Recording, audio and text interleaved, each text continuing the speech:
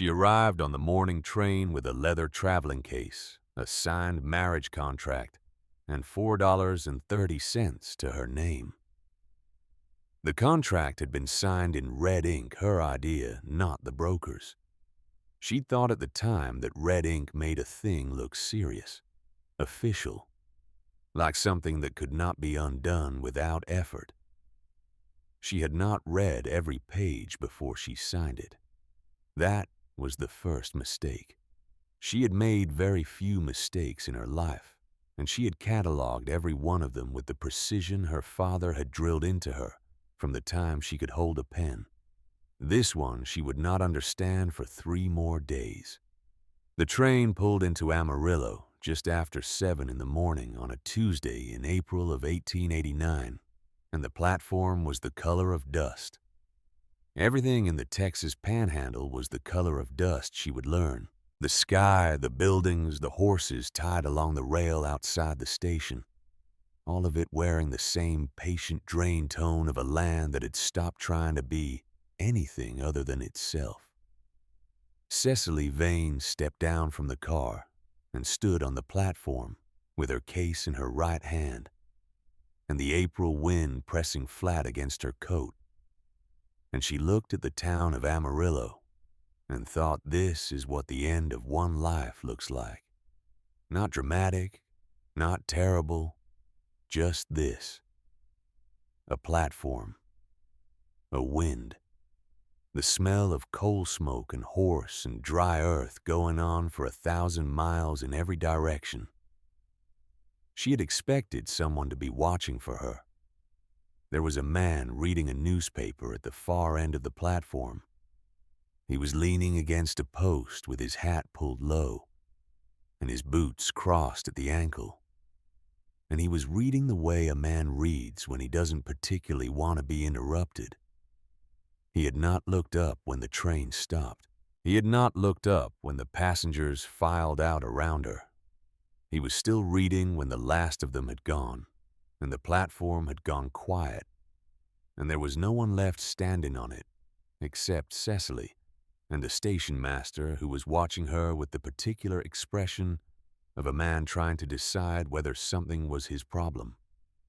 She walked to the man with the newspaper. He was tall. She registered that before she registered anything else, the specific height of a man who had spent years outdoors and whose posture suggested he had made a private decision somewhere along the way not to take up less space than he was owed. His hands were large. The newspaper looked smaller than it should have in them. She stopped 2 feet from him and said nothing because she had learned a long time ago that silence was the sharpest tool a person could carry into an uncertain room. He turned the page. She waited. He turned another page. "Mr. Calder," she said. He lowered the newspaper. His eyes were gray, the particular gray of overcast sky just before rain decides to fall. He looked at her the way a man looks at something he has already made a calculation about, not unkind but precise. His gaze went to her face, to the case in her hand, to her boots, which were Philadelphia boots, and looked it. "Miss Vane," he said. "Mrs. Vane," she said. "I was married briefly at 22. My husband died of fever. I have not retaken my given name because it seemed like a great deal of administrative effort for something that no longer mattered to anyone." He looked at her for a moment. "All right," he said. He folded the newspaper and tucked it under his arm and picked up her case with the easy movement of a man who does not think twice about carrying things. And he walked toward the end of the platform without asking if she was ready. She followed because she was, and because there was no other reasonable direction. The driver at the wagon was an old man with a face like carved leather and eyes that had seen so many Texas springs they had stopped finding them remarkable. He looked at Cecily when she approached. He looked at her case.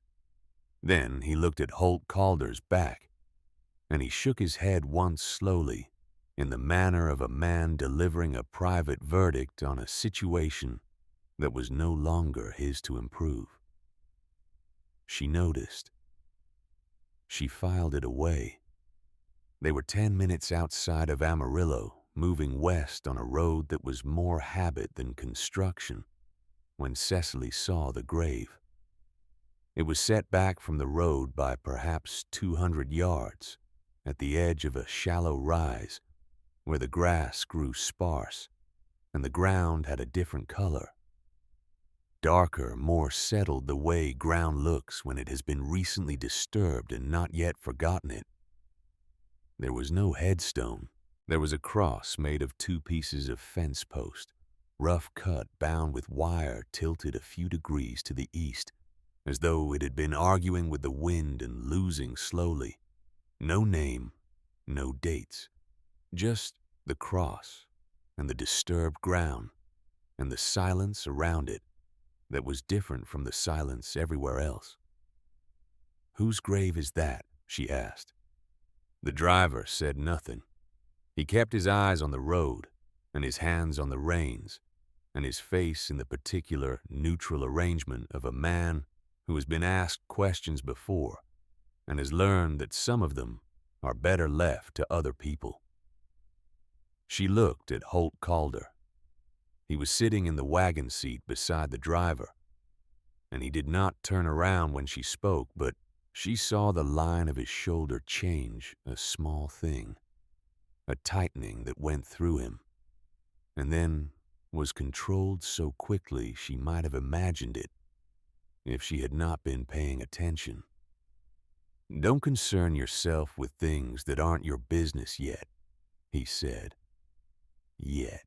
She tucked that word away, too. Calder Flats sat on a rise above a dry creek bed, and the first thing she noticed was the size of it. She had expected modest, smaller than what she'd grown up with in Philadelphia, certainly, but modest in the way that things are modest when they are trying to be. This was not modest. The main house was 2 stories of good timber and stone foundation, with a porch that faced south and caught the afternoon light. The barn was large enough to suggest ambition. There were 2 bunkhouses, a smokehouse, a root cellar, corrals extending east, working windmill turning slowly above a stock tank. But then she looked more carefully. The north fence along the road needed 2 sections replaced.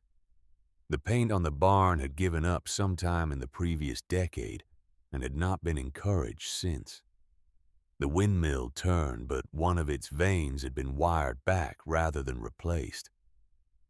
The stock tank was lower than it should be for April. 3 hands were visible in the yard, and they moved with the slightly effortful steadiness of men who were not certain how much longer the work would last. She was looking at a prosperous operation that was quietly bleeding. A woman appeared at the side of the house before the wagon had fully stopped.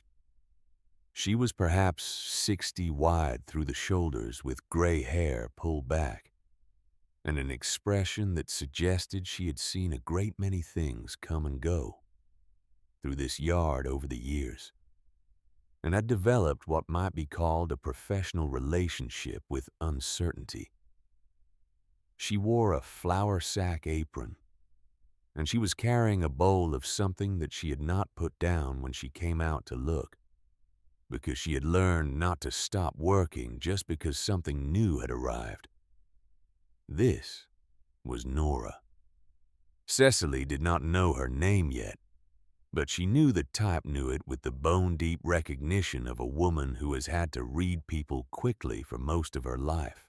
Nora was the kind of woman who kept things running while other people argued about who was in charge. Holt was already down from the wagon. He set Cecily's case on the ground without ceremony. "This is Cecily Vane," he said to Nora. "She'll be in the east bedroom. Show her where things are. He looked at Cecily.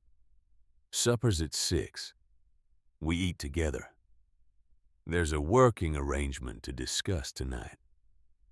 The contract mentions a working arrangement, Cecily said.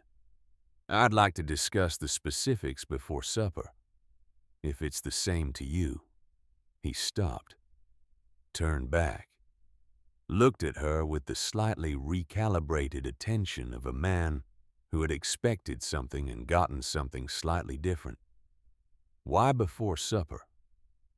Because I find that conversations about arrangements go better when both parties are not yet tired of each other, she said.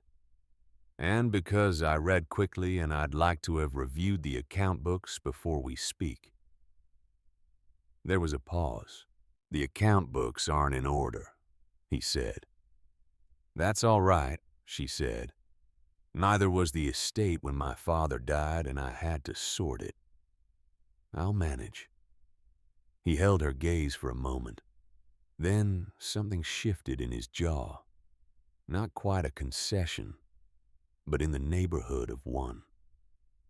Nora will show you to the study, he said. Books are in the bottom cabinet. Don't reorganize anything. I'll make no promises, she said. He walked toward the barn. Nora watched him go. Then she looked at Cecily with the slow and thorough appraisal of a woman who has long since stopped being surprised by most things, but retains the capacity to be interested. Can you cook? Nora asked. Adequately, Cecily said. My father believed a woman should know how to feed herself in any circumstance. He was a better lawyer than teacher, but the principle stuck. Nora looked at her for another moment. He teach you anything else? He taught me to read numbers, Cecily said. He believed lawyers who depended on paper were vulnerable. He made me read figures aloud and recite them the following day. Every morning for 6 years from when I was 12 until I went to school. I could reconstruct a balance sheet from memory if I had to. Nora absorbed this without visible reaction. She nodded once in the manner of a woman entering something into a private ledger. Come on then, she said, and went around the side of the house. The study was at the back of the house on the ground floor, with a single window that faced north. It smelled of old paper and leather, and the particular closed-up smell of a room that is used for work, but not for living. A desk, 2 straight-back chairs, a lamp that needed its wick trimmed, and a bottom cabinet that when Cecily opened it revealed a state of affairs that was either the result of prolonged neglect or of a man who had decided that paper was an enemy to be avoided rather than managed. She stood in front of the cabinet for a moment and breathed slowly. Then she sat down, took off her coat, rolled up her sleeves. Philadelphia sleeves, fine linen. Slightly. Ridiculous in this room? She acknowledged this privately and began. She worked through the afternoon without stopping. Ledgers loose, pages, envelopes with figures written on the backs. A coffee tin that turned out to contain receipts bundled in twine. She built order not with impatience, but with the steady attention her father had modeled every day of her childhood.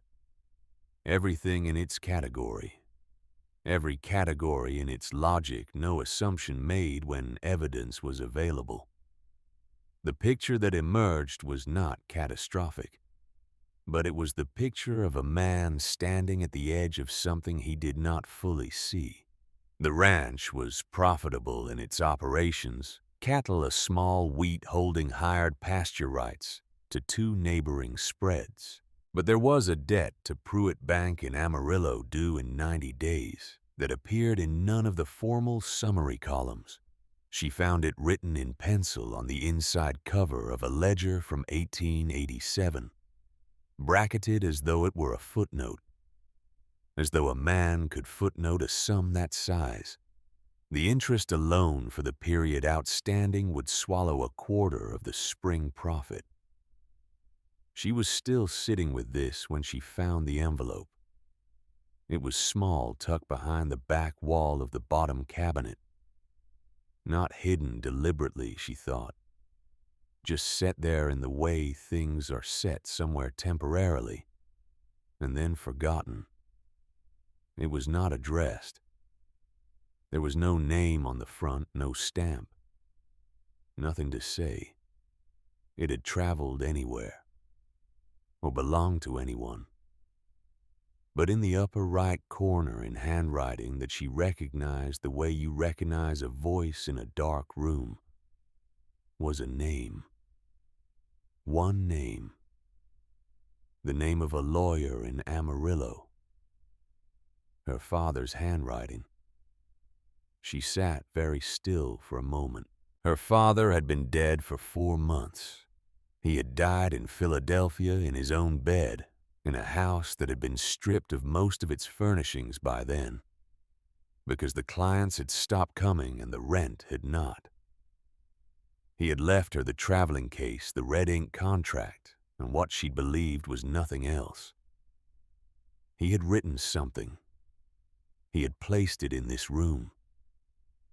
And she had not known until she put her hand behind a cabinet in a house she had never visited, in a state she had never entered. She did not open the envelope. She sat with it in both hands and breathed and thought about her father, with the particular quality of thought that comes when you understand something about a person after they are no longer there to explain it.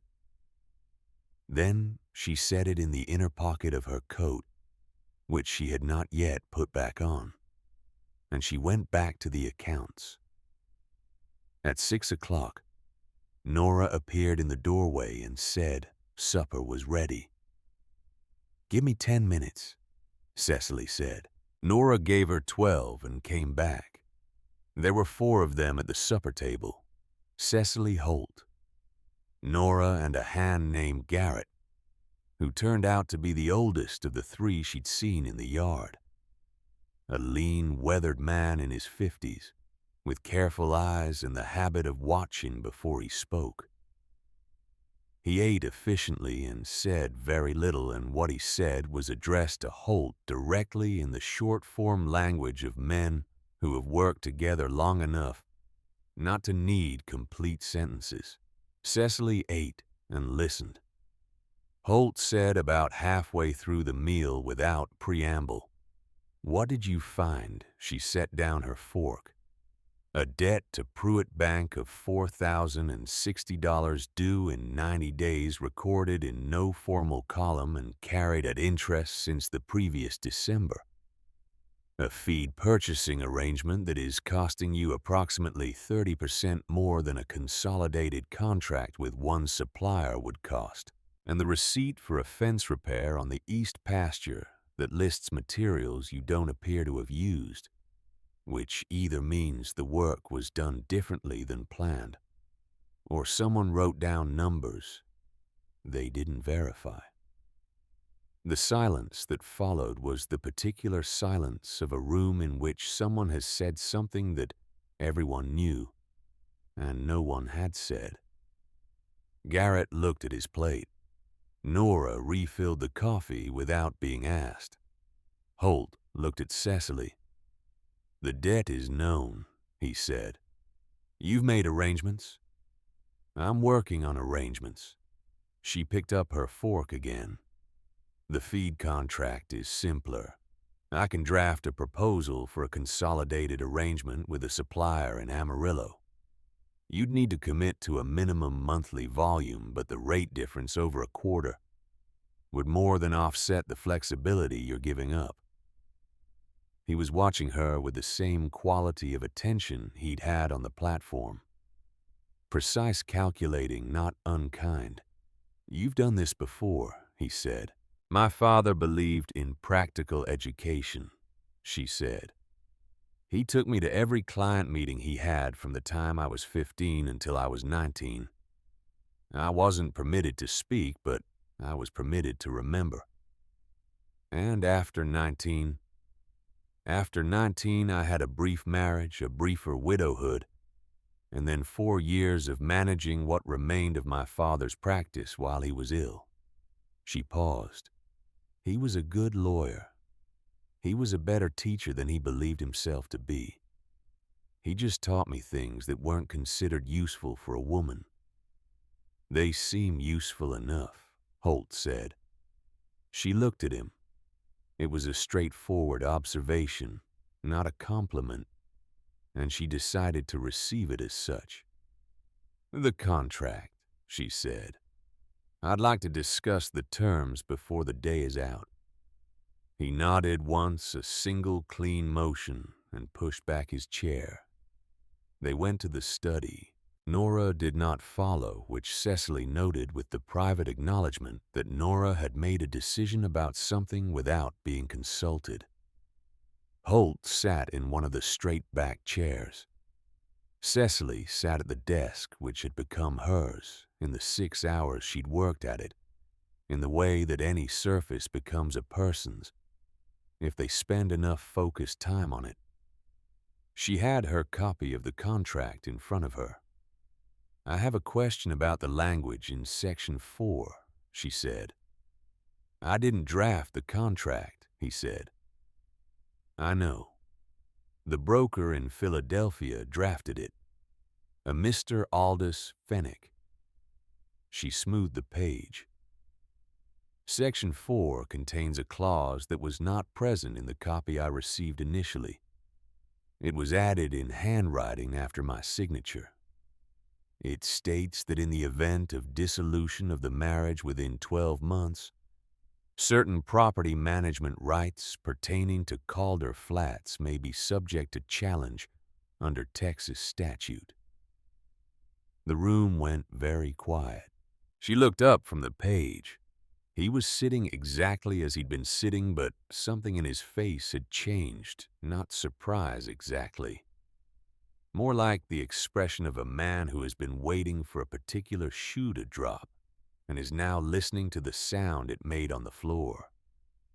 You knew, she said. I knew there was a clause in dispute, he said. I didn't know it had been put in after your signature. Did you know what the clause was designed to do? He was quiet for a moment. It creates an opening, he said finally. If the marriage dissolves early, the opening is used to argue that the property arrangement was fraudulent, that the marriage was a legal device rather than a genuine union, and that therefore the property claims associated with it are invalid. And who benefits from that argument? He looked at her directly. Pruitt. The name fell into the room like a stone into still water. She set down the contract.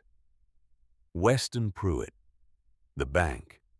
Pruitt is more than the bank. He paused in the way of a man deciding how much of something to give. He's been accumulating land in this county for 3 years, buying claims around me using the bank to pressure neighboring homesteaders into selling. I've held because I have clear title and a clean operation, and nothing he can touch legally. He stopped. Until now, maybe. The clause was put into the contract after I signed it, she said, by the broker you engaged. I didn't engage Fennick, he said. He came recommended. Recommended by whom? He held her gaze. A business acquaintance in Amarillo, who I have since stopped considering an acquaintance. She was quiet for a moment, working through it. So Pruitt arranged for the broker, she said, and the broker arranged for the clause, and the clause creates a legal mechanism that can only be triggered if the marriage dissolves within 12 months. That's how it reads. Which means, she said, that Pruitt was not trying to prevent the marriage. He was trying to use it. She looked at the contract again. If he's made it this far, if he has enough reach to put language into a contract I signed in Philadelphia, then he's been planning this for some time. He's been planning everything for some time, Holt said. That's the only thing I know for certain about him. She let the silence sit for a moment. Outside, the wind had come up. She could hear it against the north window, the steady press of it, the sound a country makes when it is reminding you of its indifference. The clause is only useful if the marriage ends in 12 months, she said. Yes. Then it isn't useful at all. She folded the contract and set it in the desk drawer. I don't do things part way, Mr. Calder. I didn't come this far to fail at a thing because someone put language in a document they assumed I wouldn't read carefully enough. He looked at her for a long moment. You didn't read it carefully enough, he said. You said so yourself, on the platform. I did, she said. That was before I had a reason to. Now I have one. Something shifted in him. Not warmth, he didn't seem to be a man who moved toward warmth quickly, but a kind of recalibration, an adjustment of stance, the way a man adjusts when he has set his weight one way and found that the ground is different than he thought. We should establish terms clearly, he said. What you came to do, what I'm asking, what you'll have in return. The contract establishes a salary and room and board, she said. The contract was written by someone working for my enemy, he said. I'll write a separate one. Nora will witness it. What I need is someone who can manage the accounts with the kind of attention you showed today. Handle the correspondence with creditors. Help me present a stable operation to the bank when the note comes due. He paused, and appear alongside me when appearances are required.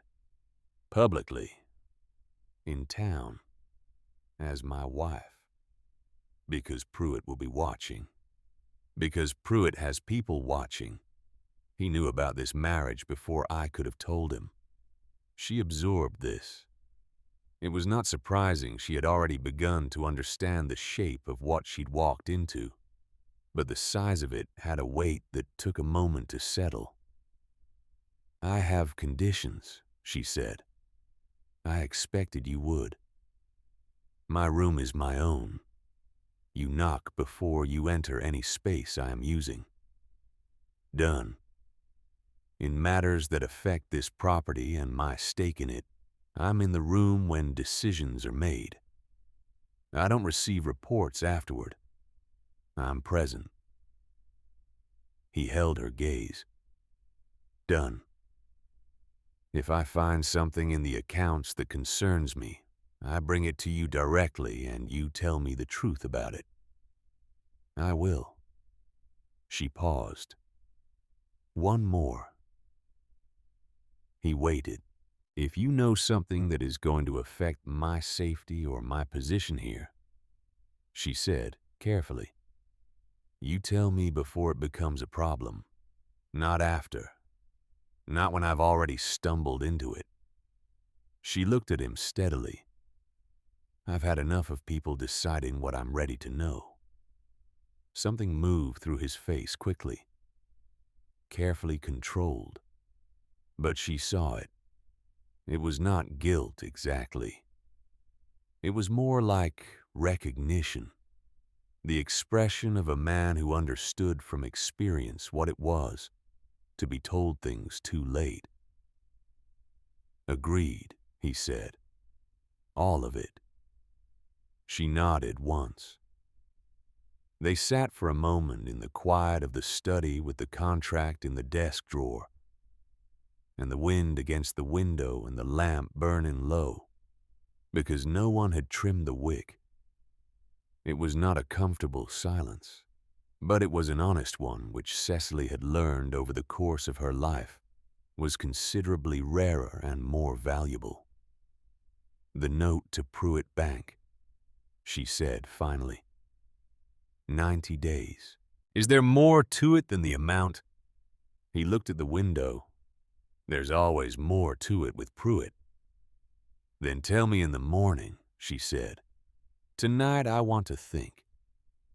He stood, picked up his hat from the corner of the desk where he'd set it. She hadn't seen him put it there, which meant he was more comfortable in this room than he'd appeared, and walked to the door. "Miss Vane," he said. "Mrs. Calder," she said. "We signed the papers this morning at the Amarillo courthouse before the train, as the contract required. I'm Mrs. Calder now, whether either of us is accustomed to it." He paused in the doorway. "Mrs. Calder," he said with a careful neutrality that was not dismissal. He went out. She heard his boots on the hall floor, measured and unhurried. She sat alone in the study with the lamp and the reorganized accounts and the small weight of the envelope in her coat pocket. She did not take it out again. She had made a rule for herself a long time ago about reading things in the right order. You read the beginning before you read the middle. You understood the room before you walked further into it. She had the beginning now. She had more of it than she'd had this morning, standing on a Philadelphia platform, signing a contract in red ink because it looked serious. She knew there was a debt that was not merely financial. She knew there was an enemy who operated through other people's paper. She knew there was a man in this house who kept things she suspected were important for reasons that would take time to understand.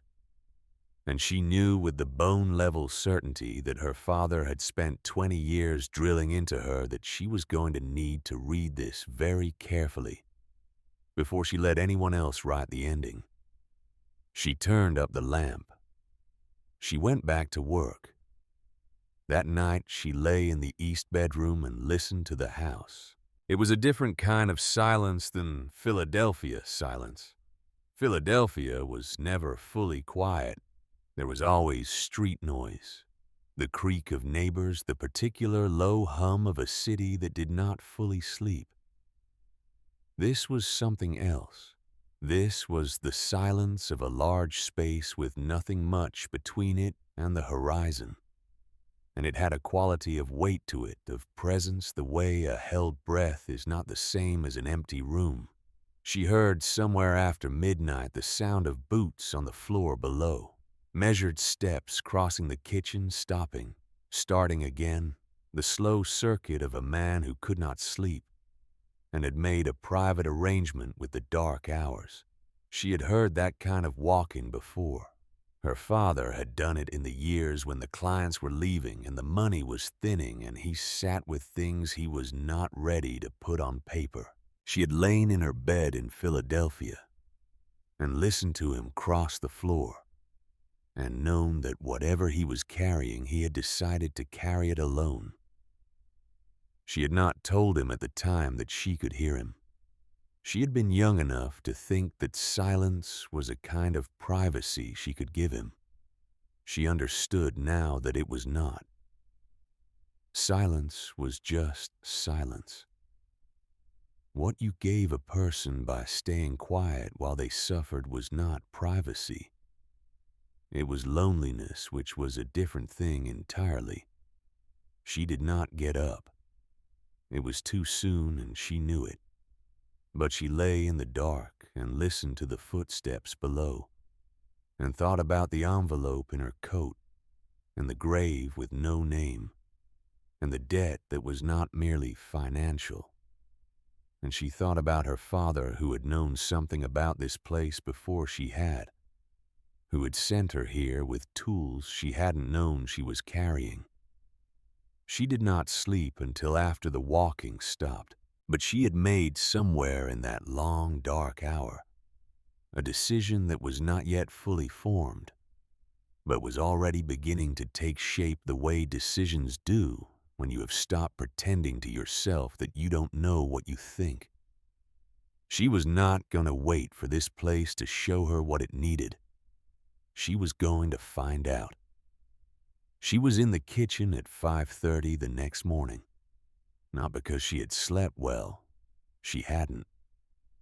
But her father had believed that the quality of a day was established in its first hour, and she had inherited this the way she had inherited his handwriting, and his stubbornness and his conviction that most problems examined closely enough turned out to have a legible shape. Nora was already at the stove. She didn't say anything when Cecily came in. She moved the coffee pot to a cooler part of the range and pointed with her chin at a second cup on the shelf. And Cecily took it down and poured her own coffee without being asked.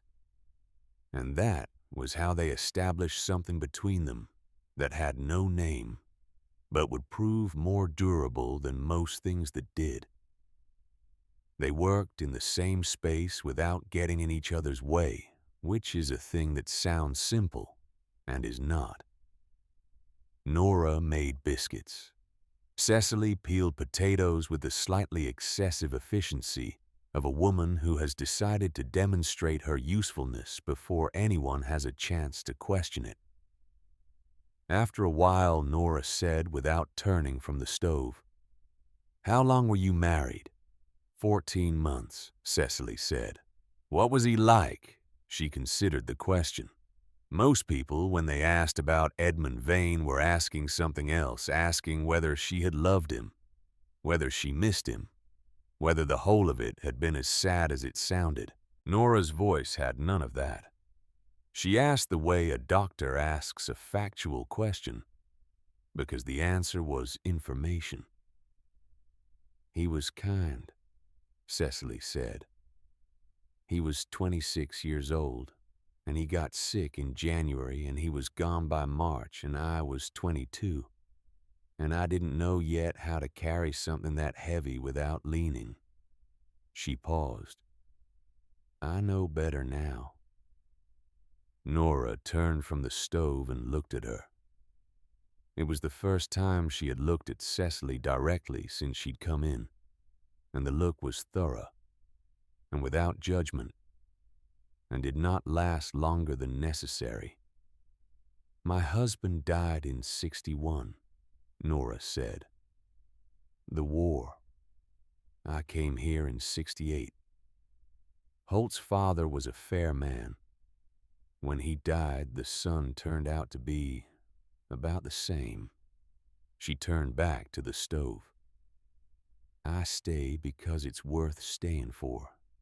She said it without sentiment, as a statement of fact arrived at by the same method you arrive at any fact evidence considered over time. Cecily absorbed this. She thought about what it meant that a woman had looked at a thing for 20 years and decided it was worth staying for. She thought about what kind of thing earned that verdict. They ate breakfast when the hands came in, and Cecily watched the table the way her father had taught her, to watch a room not looking at any one person too long, not announcing the attention she was paying. There were 3 hands in residence garret whom she'd met at supper. A younger man named Penn who could not have been older than 22, and who had the slightly overcautious manner of someone who had recently been told off for something and was trying not to repeat it. And a third seated at the far end of the table who ate without appetite and did not speak and did not look at her. He was thin-faced, somewhere in his middle 30s, she estimated. His hands were a working man's hands, thick at the knuckle, darkened at the seam. He had a stillness about him that was not the stillness of contentment or tiredness.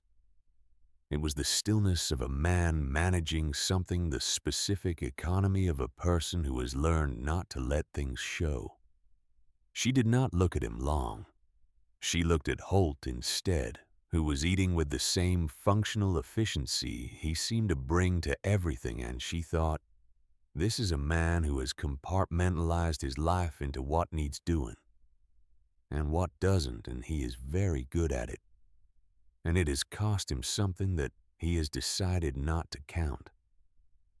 After breakfast, Holt said he needed to check the east pasture and would be gone until midday.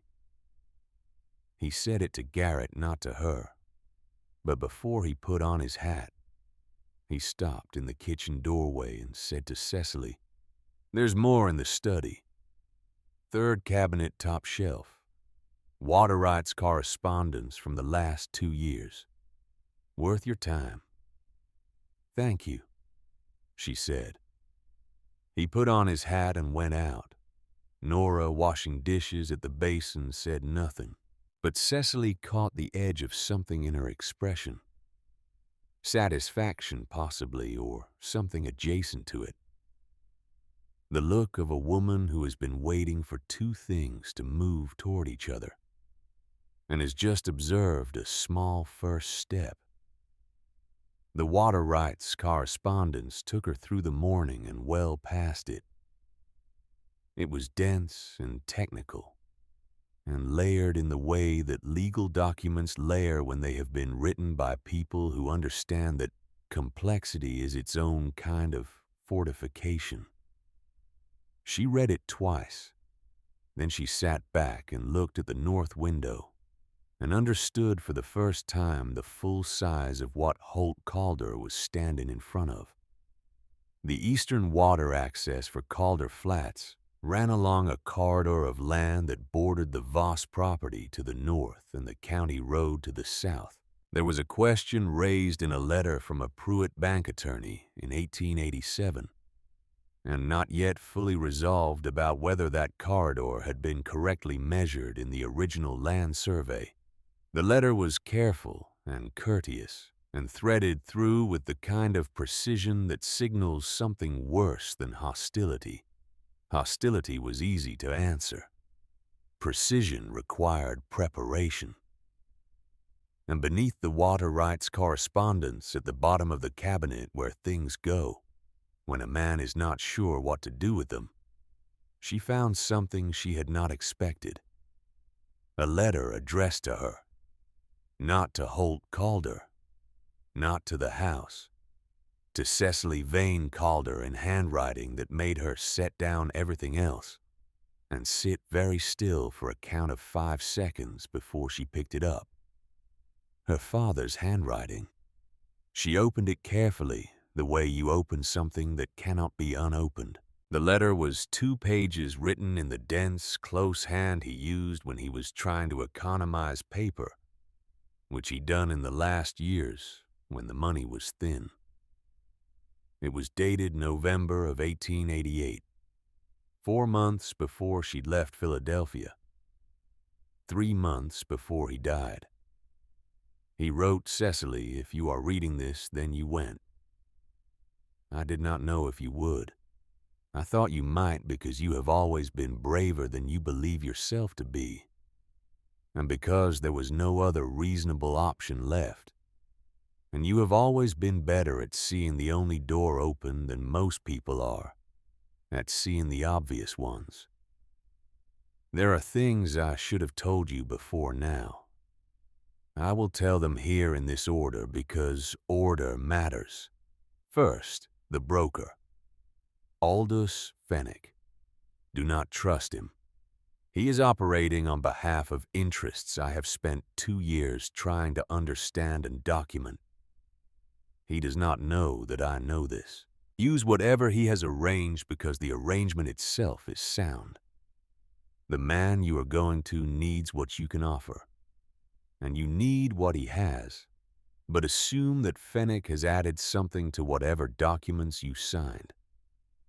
He is a precise man.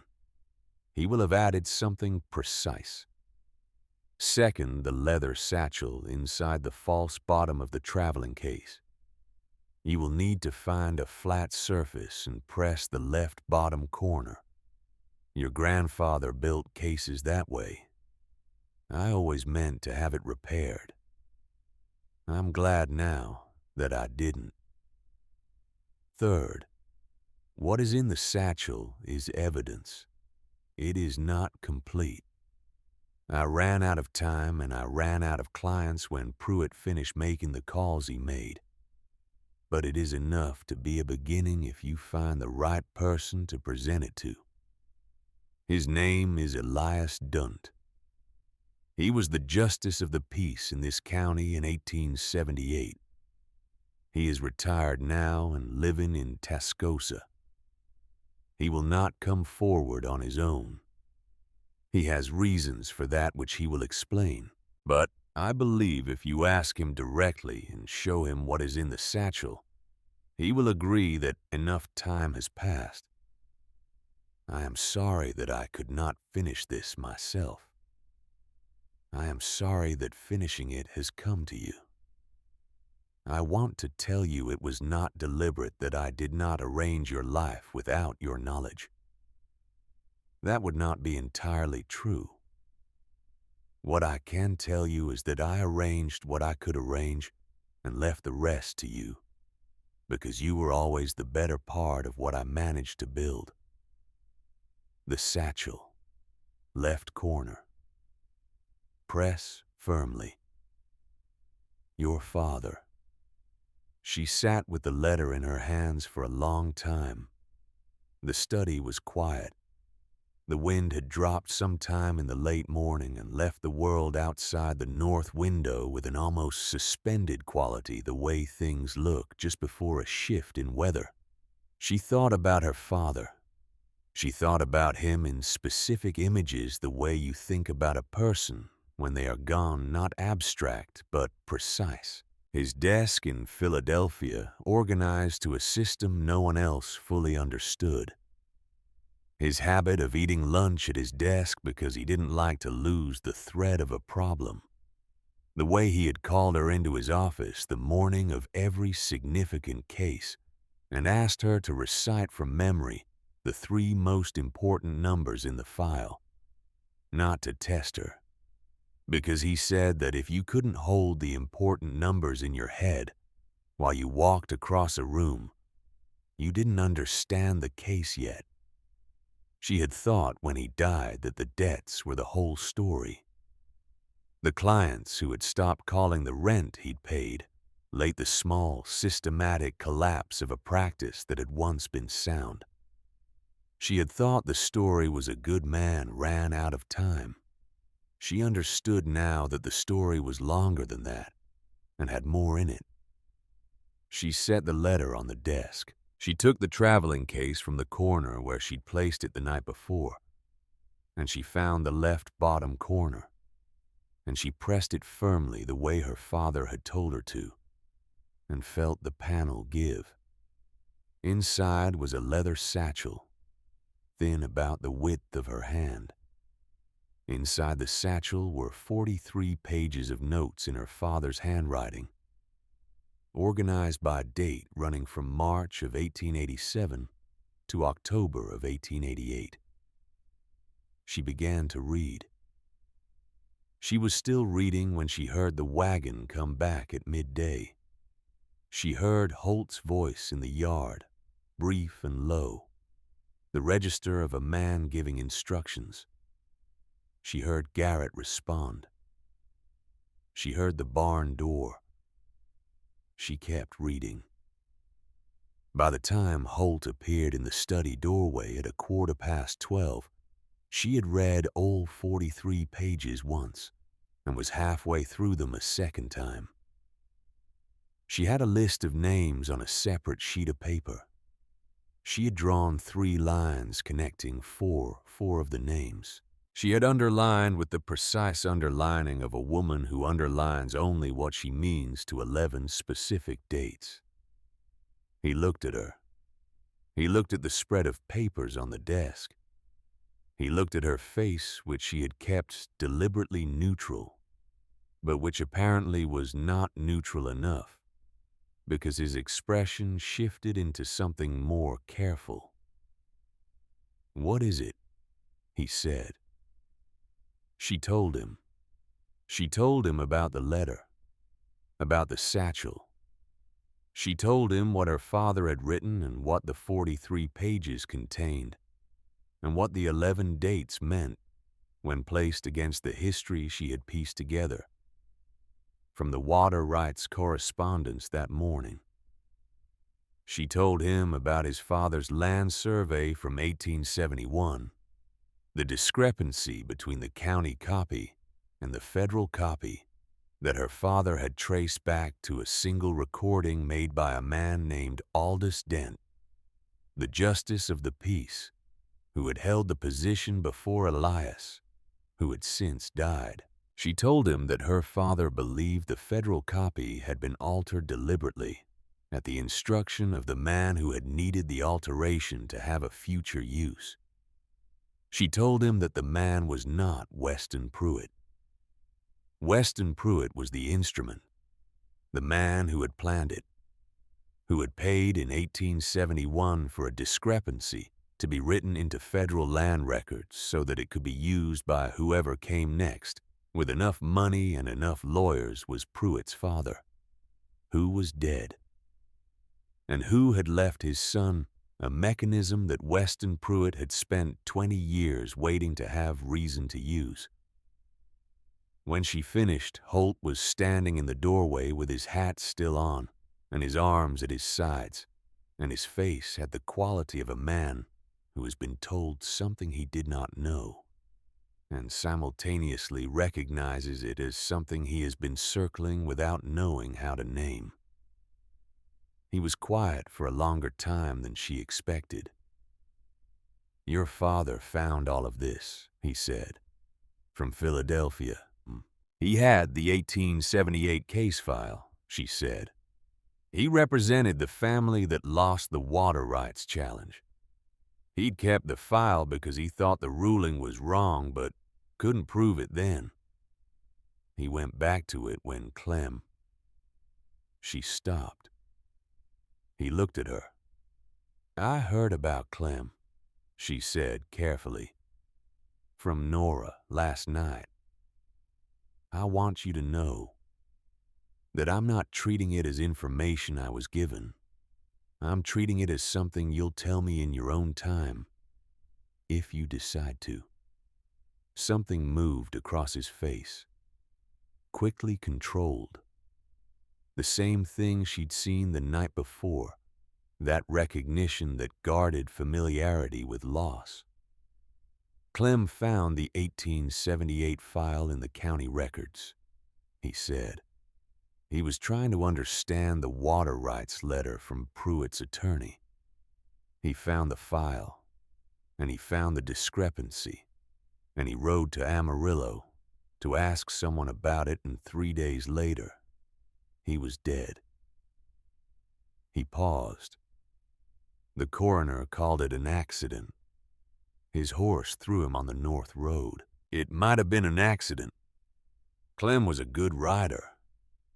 But you don't think so?" "I think," he said, "that Clem found something and told the wrong person he'd found it, and that I didn't know until it was too late to have any use for knowing." She let that sit for a moment. "Elias Dunt is in Tascosa," she said. "My father believed he would testify if asked directly. He was the justice of the peace. In 1878, he was present for the water rights ruling. He knows whether the records were altered. He's never come forward. He was a young man in 1878, and the people involved were powerful and alive," she said. "He's an old man now, and they're not. People's calculations change." He looked at her steadily. "You want to go to Tascosa?" "Not yet," she said.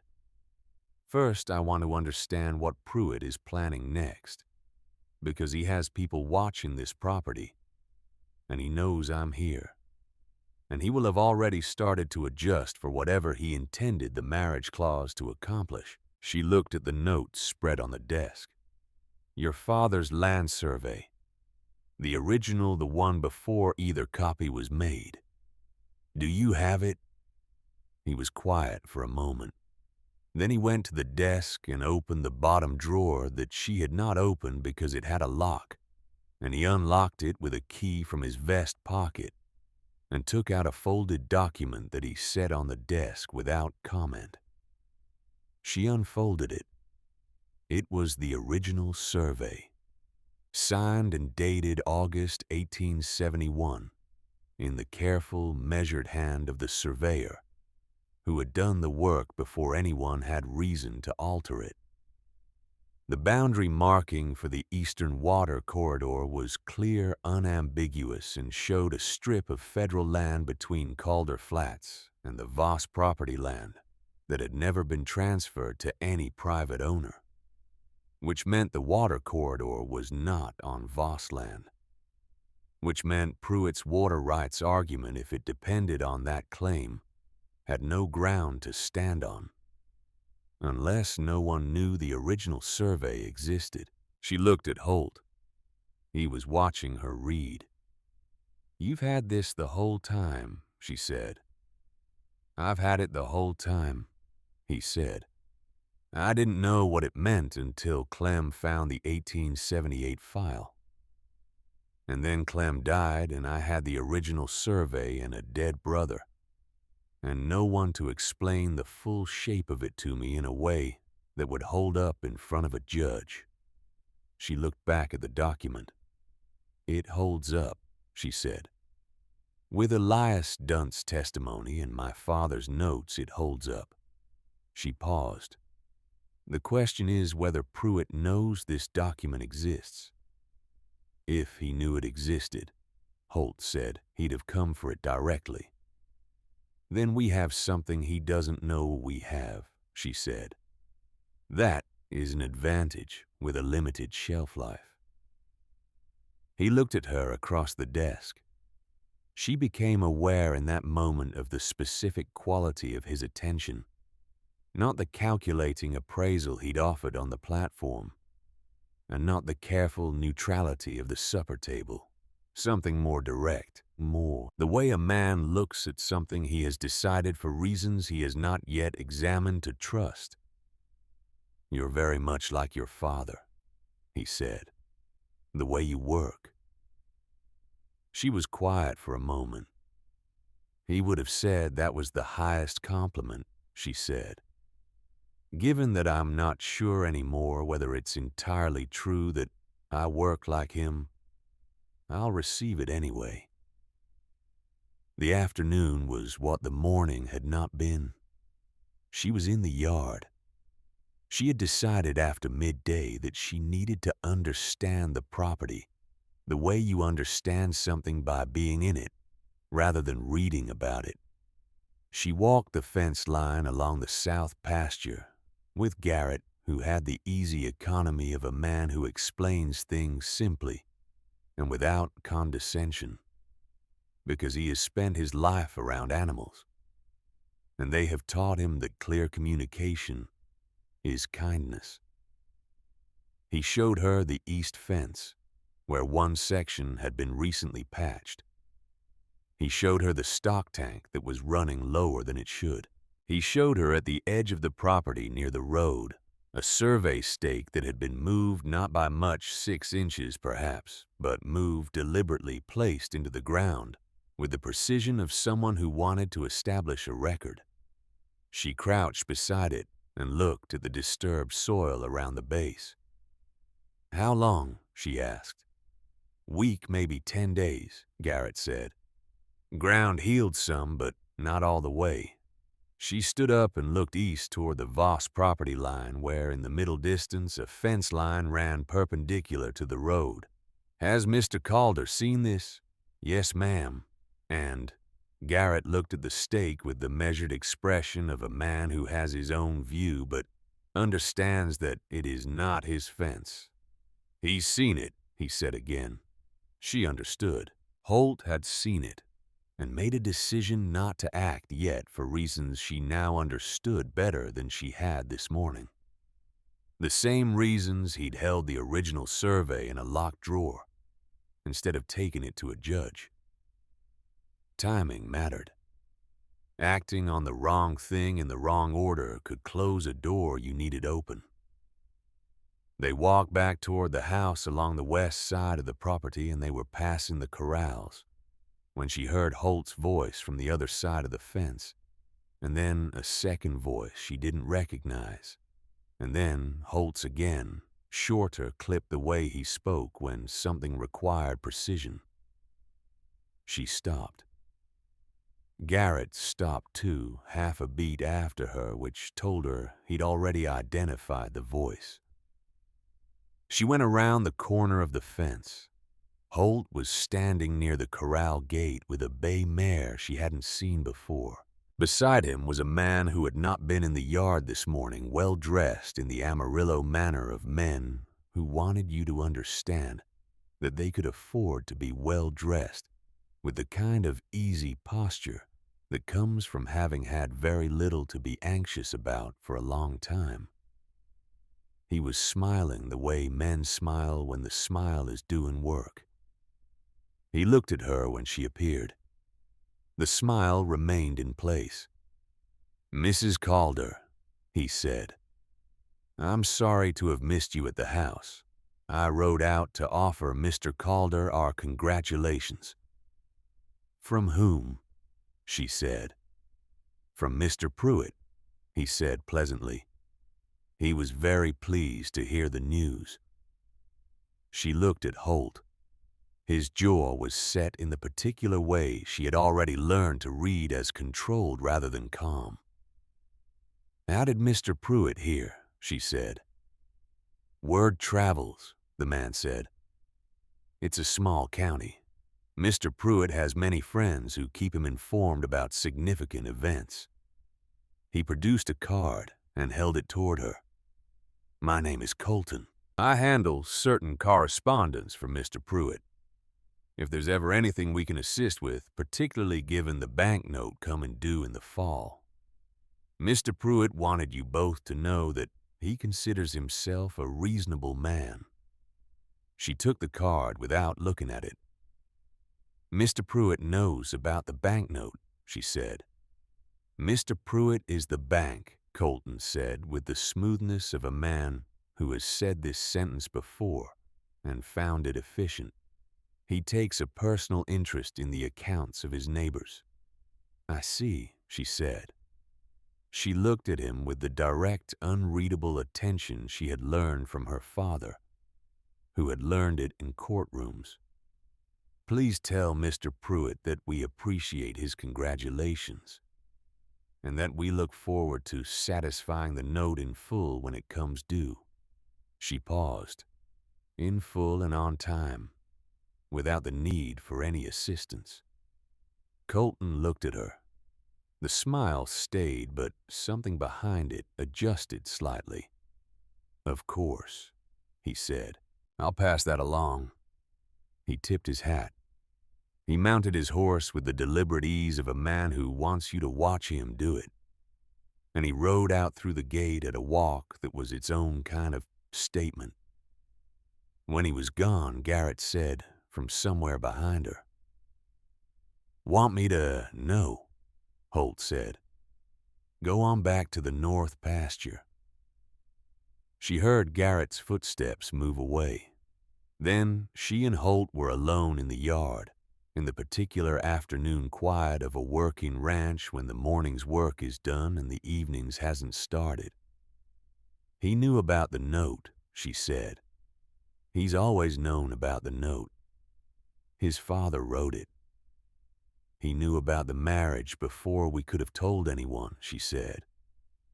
"Which means he had someone present when we filed the papers in Amarillo.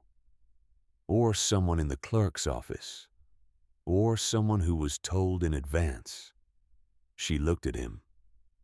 "When did you contact Fennick?" 6 weeks ago." She thought about that.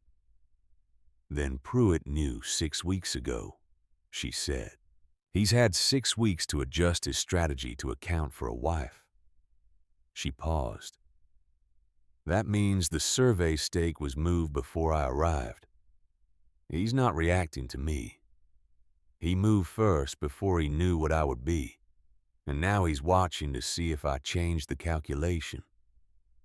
Holt looked at her steadily, something in his expression that she was beginning to be able to read, not warmth, not yet, but the specific quality of a man revising his estimate of something, and finding the revision requires more than a small adjustment. "You're right," he said. "I know," she said. "How do we use it?" 2 days passed in the specific cadence of a working ranch, which is to say that they passed in work and in the small negotiations of two people learning to occupy shared space without collision. He was up before her always. She was in the study before breakfast always. They ate with Nora and Garrett and Penn and the third hand, whose name turned out to be Slade. She'd asked Nora, who had given the name with a slight flatness of tone that carried information, and the meals had the functional ease of people who have agreed tacitly to leave the large questions for after. On the second afternoon, she was working in the corral. She had gone out to look at the horses because her father had said, "You understood a working property through its animals first, its accounts second," when Holt appeared at the fence rail. "You ride," he said. "I rode in Philadelphia," she said, "which I understand is not the same thing." "No," he agreed. He climbed the fence and came into the corral with the fluid ease of a man for whom fences are mostly a formality. And he took the bay mare she'd been watching by the bridle and said, "Come here." She came. What followed was not a lesson exactly. It was more like an exchange of information. He showed her how the mare responded to weight shift rather than rein pressure, because the panhandle terrain rewarded instinct over instruction. And she demonstrated that her form was better than he'd expected. And at one point, the mare shied sideways at a bird, and Cecily went sideways with her and came off sideways and hit the dirt with the complete, unglamorous efficiency of a fall. He was beside her before she'd fully processed being on the ground. He did not say anything. He put his hand out. She took it and stood, and he looked at her, checking she understood not for damage to his pride, but for damage to her person. And then she said, "I'm fine." And he nodded once, and he was still holding her hand when she said it, and he held it for 1 second longer than the situation technically required, before he released it and stepped back. Neither of them mentioned it. She dusted her coat and went back to the mare, and he watched from the fence rail. And the late afternoon went gold over the panhandle, and Nora, watching from the kitchen window that Cecily did not know she was watching from, turned away with the expression of a woman who has just seen something she expected and is too experienced to make much of it. Not yet. That night after supper, Cecily sat alone in the study and read the 43 pages for the third time. She was not looking for new information. She was looking for the order in which it needed to be presented, the sequence that would be most difficult to argue against the arrangement that held the most weight at the right moment. This was what her father had called the architecture of evidence. The evidence itself was only as useful as the logic that carried it. She had nearly finished when she became aware that the lamp was burning lower than it should.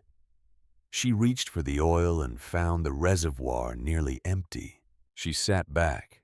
The room was dimmer now, quieter in the specific way that rooms go quiet when you stop working at something and just sit in what you've been building. She thought about the letter, about her father writing it in November in the house that was already too cold, because he'd had the window weight replaced but not the frame, which leaked. She thought about him going through the case file from 1878, for what must have been the 100th time, and deciding finally that there was only one way to move the thing forward. She thought about him opening the traveling case and pressing the left corner of the false bottom and placing the satchel inside and closing everything up again. She thought about whether he had known how sick he was when he did it. She thought he had. She thought he had known and had done it anyway and had not told her, and that she had two things to feel about that gratitude and something harder. Something that was not anger exactly but lived in anger's neighborhood and had not yet found its proper name. She was still sitting with that when she heard the sound. From outside, from the east side of the yard near the fence that ran along the Voss property boundary. Not a loud sound, not enough to be an animal. Or if it was an animal, it was a man-shaped one. A lantern light moving, not swinging the way a man moves who is walking normally. Steady, held up. The deliberate, specific movement of a signal. She stood and went to the north window. Slade was standing at the east fence with a lantern raised above his head. On the other side of the fence, in the darkness that was not quite full dark, something answered. Not light, but movement. The shift of a horse, a shape that did not belong to the landscape. She stood at the window and did not move and let herself understand what she was seeing. Then she went to find Nora. She found her in the kitchen washing the last of the supper dishes, and she said quietly and without preamble, "The hand named Slade. How long has he been here?" Nora set down the dish she was holding. 7 months, Nora said. Came with a reference from a man in Tascosa, whose name I don't trust. She paused. I told Holt. And Holt said he was a good worker. Nora looked at her steadily. Which is true. That's the thing about people who are sent to watch you. They have to be good at the work, or they don't last long enough to watch anything. Cecily looked toward the back window, the one that faced east. The lantern was gone now. I saw him signal someone across the east fence, she said. 2 minutes ago. Nora was quiet for a moment with the particular quality of quiet that is not surprise, but is the acknowledgement that a thing you feared has arrived. Holt needs to know tonight, Nora said. Yes, Cecily said. Where is he? Study, most likely. She went back to the study. He was there, as Nora had said, sitting at the desk with a letter he had clearly been rereading rather than reading for the first time. He looked up when she came in, and his face arranged itself into the expression of a man who has learned to read when something has changed. She told him what she'd seen. She told it quickly, and without decoration, the way her father had taught her to deliver information in a courtroom lad, with the fact, follow with the evidence, end with the implication. Holt set down the letter. He was still for a moment that stretched long enough to have a quality. 7 months, he said. Nora says 7. She told you when he arrived. She did. He said it without defensiveness. I didn't have reason enough then. I do now. He stood up. He looked at the east window. If he's been signaling, Pruitt knows the daily schedule of this property, knows when the hands are where, knows when I'm gone. He knows about the water rights correspondence, she said. Possibly about the original survey if Slade has been in this room. She watched his jaw tighten. The controlled tightening, the one that meant he was keeping himself from an action that would feel right. and accomplish nothing. What he doesn't know, she said, is that I have my father's notes, or that Elias Dunt exists if my father was careful enough not to put that name anywhere Pruitt's people could find it. Holt looked at her. Was he? My father was the most careful man I knew, she said. He was careful until he wasn't, and the times he wasn't careful cost him everything. But the notes, those were produced in the last year of his life when he understood exactly what he was dealing with. I think he was careful. A moment of quiet. The lamp on the desk was burning steadily, unlike the study lamp which had guttered out. In its light, the original survey was still visible on the corner of the desk where she had left it. We need to move before Pruitt does, she said.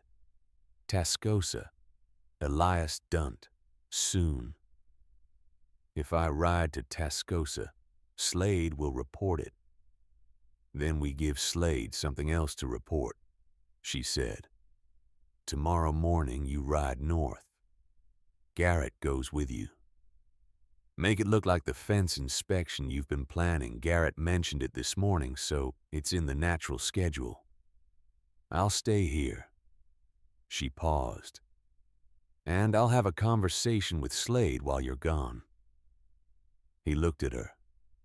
Not a confrontation, she said.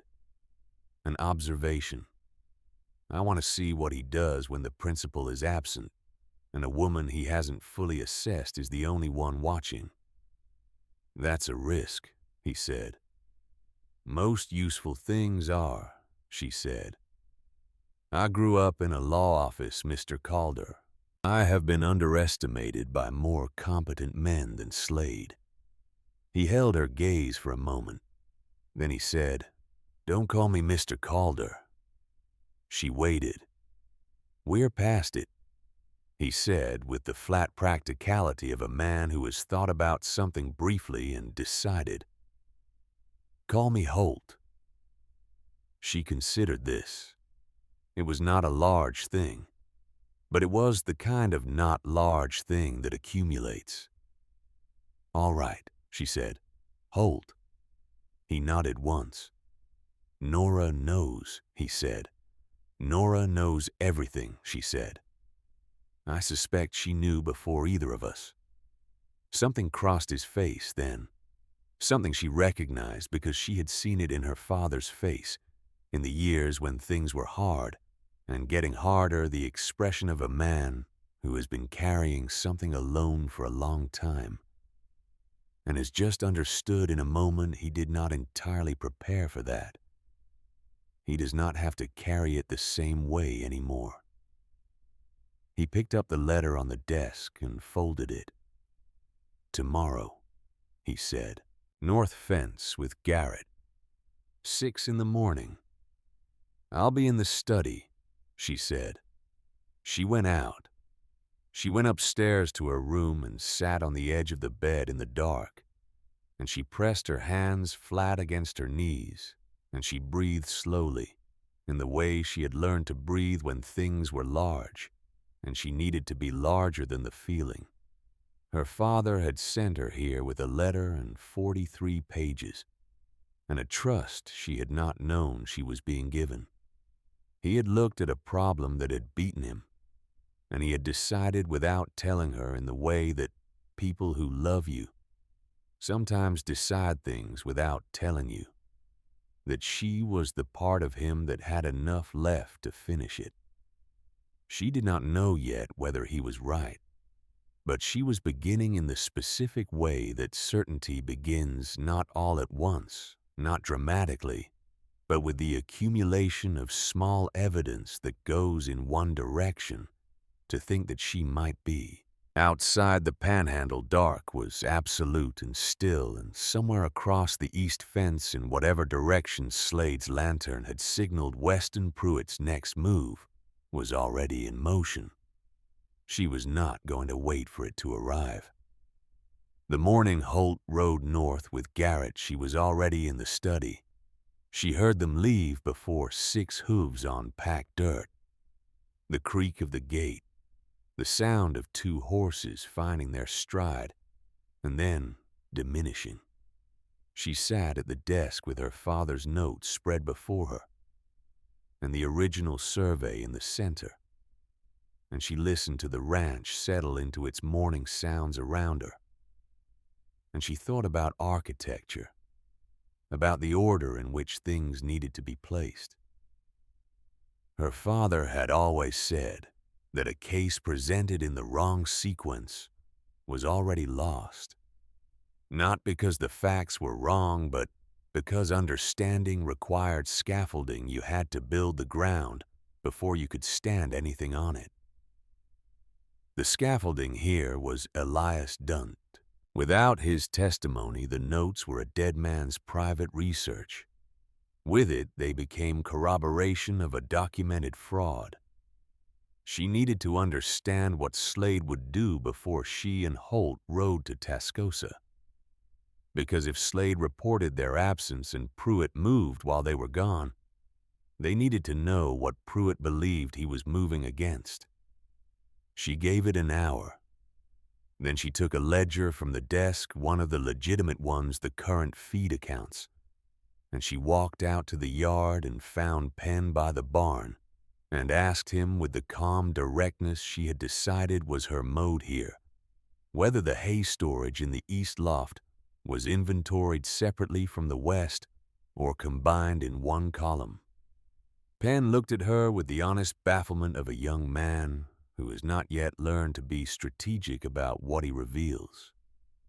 "Combined, I think," he said. "Slade usually does the count." "Where is Slade this morning?" "East fence," Penn said. "Said he spotted a post that needed attention."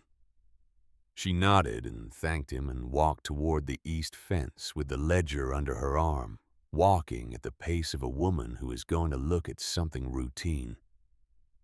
She could see him before she reached him. He was crouched by a post that looked perfectly sound, doing the thing people do when they have stationed themselves somewhere and need to appear occupied. He heard her coming and stood. He was not a tall man, but he had the specific physical economy of someone who had spent time in situations where economy mattered. His face arranged itself into pleasantness, the way a card player arranges his hand. "Mrs. Calder," he said. "The inventory lists hay storage as a combined figure," she said, opening the ledger to the relevant page and holding it toward him with the impersonal attention of someone doing a task. "I need to know how much of the August total was east loft and how much was west. It affects how I project the winter draw." He looked at the ledger. He looked at it with slightly too much focus for a man who had spent the morning looking at a fence post. "I'd have to check my count sheets," he said. "Of course," she said. "Bring them to the study when you have a moment." She looked past him east toward the boundary with the Voss property. The ground near the fence line had the same disturbed quality she'd seen near the survey stake. Not dramatic, just the particular look of earth that has had recent attention.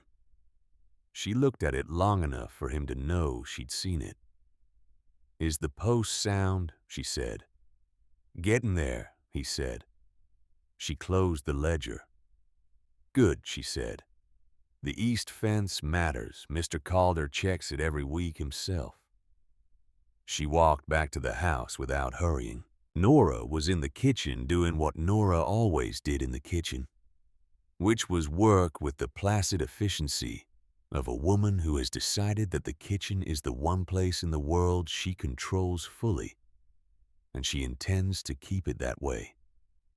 "He'll signal tonight," Cecily said without preamble. "Probably," Nora said. "Good." Cecily set the ledger on the kitchen table.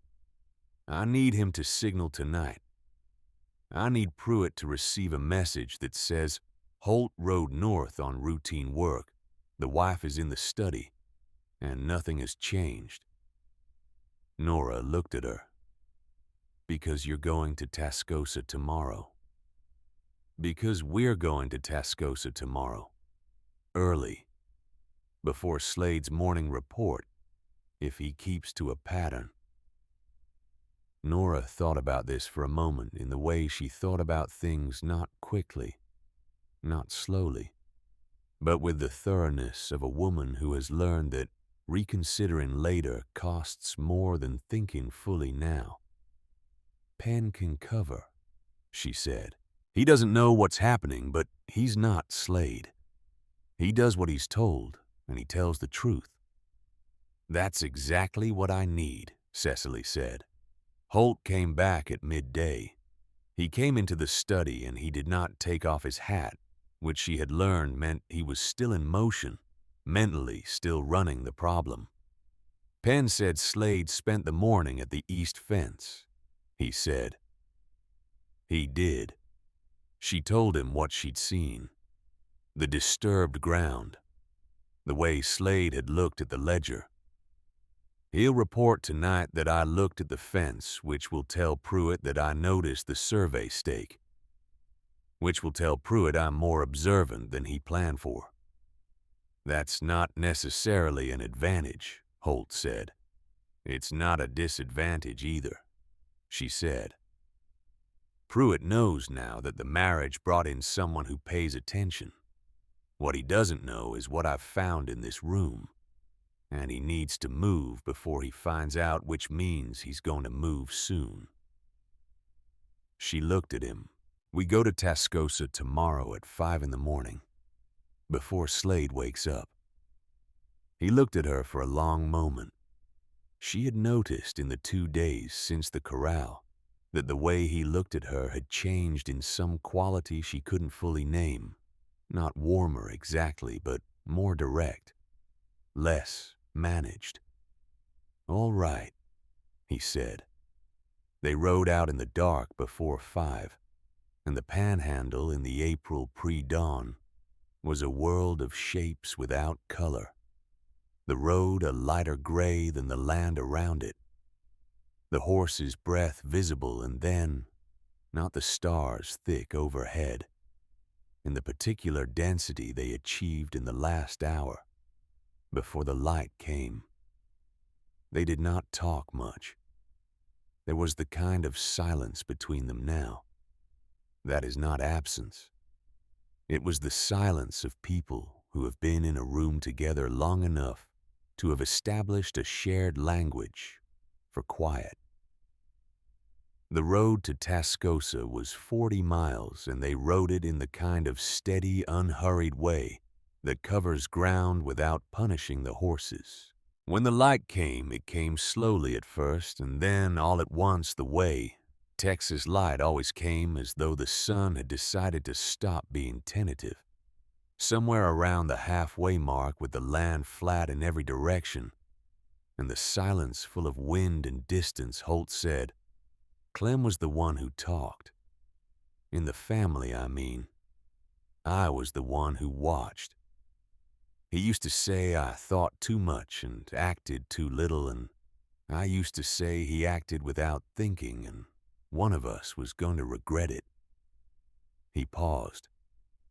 I was right, which turns out to be a terrible thing to have been. She did not offer comfort. She had learned that comfort offered too quickly was a way of ending a conversation, rather than holding it open. How old was he, she said. 29 when he died. 2 years younger than me. He looked ahead at the road. He rode out to Amarillo on a Tuesday morning and told me he'd found something in the county records and he was going to ask someone what it meant. I told him to wait until I could go with him. He said it was nothing, just a clerical question. He'd be back by supper. Another pause. He wasn't back by supper. Did you know immediately? I knew by the next morning, he said. The way you know something when the alternative explanations have run out. She thought about that, about the particular quality of a knowledge that arrives by elimination rather than by revelation, the way truth sometimes doesn't announce itself, but simply becomes the only thing left. My father knew he was dying for 8 months before he told me, she said. He kept working. He went to the files every morning and he wrote the notes and he made his arrangements. And he didn't tell me, because he said he didn't want me to watch him work while I was grieving him. She paused. I was angry about that for a long time. I'm less angry now. What changed? I found the notes, she said, and I understood that he was protecting me the only way he knew how, by giving me something to do after. She looked at the road ahead. He always believed that useful work was the closest thing to grace he'd ever found. I think he was right. I just wish he'd told me himself instead of leaving it in a leather satchel. Holt rode for a while without speaking. Then, he sounds like a man who cared more about getting the thing done than getting credit for it. He was, she said. It was one of his best qualities and one of his most infuriating ones.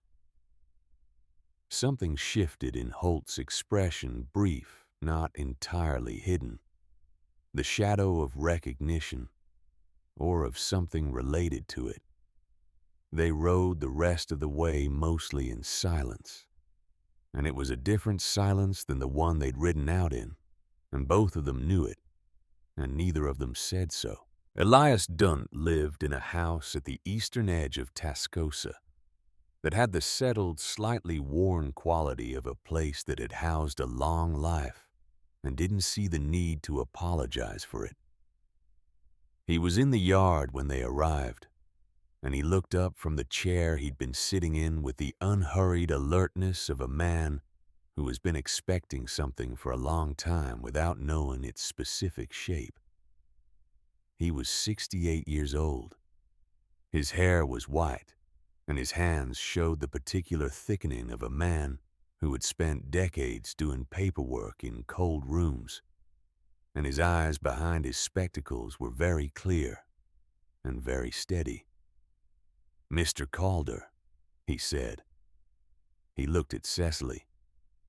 "And you'll be the daughter." "You knew my father," she said. "I knew of him," Dunt said. "He wrote to me in the spring of last year. We exchanged 4 letters. He told me someone would come eventually." He gestured toward the door. "Come in." The inside of the house was the same as the outside, worn and organized and full of paper. He led them to a table where a lamp was already burning as though he had been working or waiting or both. "Your father explained his theory," Dunt said, settling into his chair with the careful economy of a man whose joints required some negotiation. "About the 1878 case, about the survey records." He looked at Holt. "He was right, Mr. Calder. The federal copy was altered. I know because I was present when the original was filed and I saw it again 18 months later. And the Eastern Corridor notation was different. I told no one because the man who could have used the information was dead. By then your father, Mr. Calder, and the man who did it, was very much alive and very much powerful. And I was 37 years old, with a position I needed and reasons I am not proud of." The room was quiet. "But you're telling us now," Cecily said. "I'm telling you now," he said, "because I am 68 years old, and the people I was afraid of are dead, and the things I was protecting are already gone. And your father wrote me a letter that reminded me I had not always been the kind of man who stays quiet." He looked at the table. He was a good writer, your father, persuasive without pushing. He was, she said. Dunt looked at her. He also told me what you could do. The memory. He told you that. He said you could reconstruct a document from memory if required, and that if anything happened to the physical evidence that was the contingency. He paused. Did anything happen to the physical evidence? She reached into her coat and took out the 43 pages which she had brought in the leather satchel, and she set them on the table. No, she said, but I wanted you to know the contingency existed. Dunt looked at the pages. He put on his spectacles and read for several minutes without speaking. His face was still and careful in the way of a man reading something he has been carrying in a different form for a long time. When he looked up, his eyes were clear, and his voice was steady. I'll testify, he said, to the discrepancy in the federal copy, to what I observed in 1878, and what I failed to do with that observation. He paused. I would like it entered into the record that I am doing this voluntarily and without inducement, and that my testimony is given in recognition of an obligation I should have discharged 40 years ago. It will be, Cecily said. He nodded once.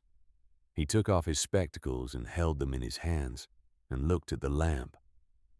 Your father asked me, he said quietly, in the last letter whether I thought the whole of it could still be undone. The fraud, what it cost.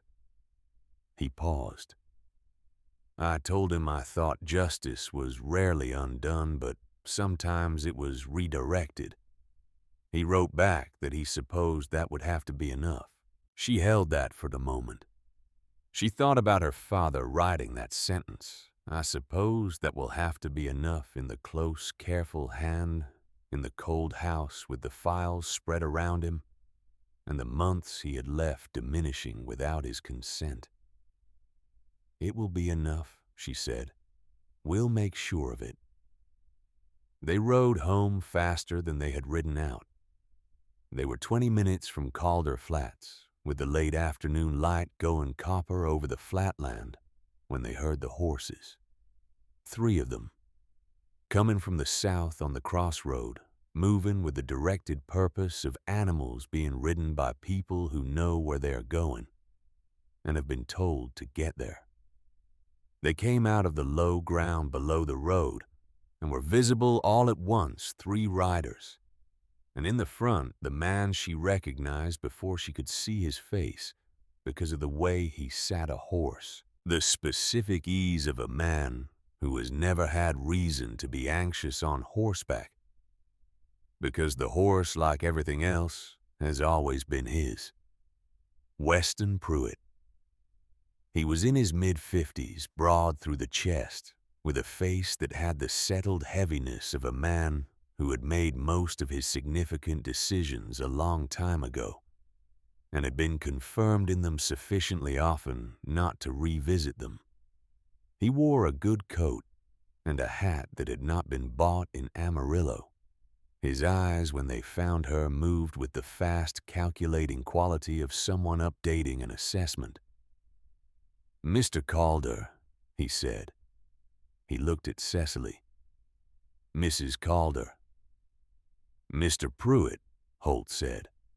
I was hoping to catch you on the road. His voice was the voice of a reasonable man. It had been carefully constructed to be the voice of a reasonable man. I wanted to speak with you before the county filing tomorrow morning. Holt said, What filing? The preliminary challenge to the Eastern Water Corridor, Pruitt said, based on the discrepancy in the 1871 Federal Survey records. It's a procedural matter, the question of whether the original land claim was correctly recorded. He paused. I wanted you to hear it from me first. as a neighbor.